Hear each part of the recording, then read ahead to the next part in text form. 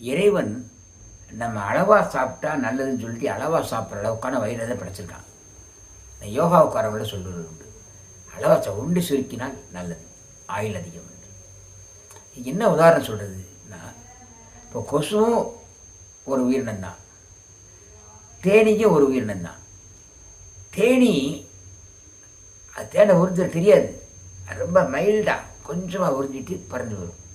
தேன் சிட்டுக்கள் குட்டி குட்டி சிட்டுக்குருவி மாதிரி பறந்துக்கிட்டே தேன் பூவில் வாயை வச்சுட்டு அப்படி பறந்துக்கிட்டே உறிஞ்சும். எவ்வளோ உறிஞ்ச முடியும்? ஜஸ்ட் போயிடும்.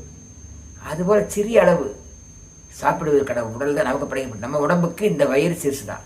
தேனீக்கு அதனோட வயிறு, சிட்டுக்குருவிக்கு அதோட வயிறு. கொசு ரத்தம் உறிஞ்சது இல்லையா, அதுபோல் ஃபுல்லாக ஏற்றிக்கிறோம். அப்போ என்ன ஆகுது? நோயில் தான் விடும். அதனால் அளவிருந்து உண்க என்றார் வள்ளுவர்.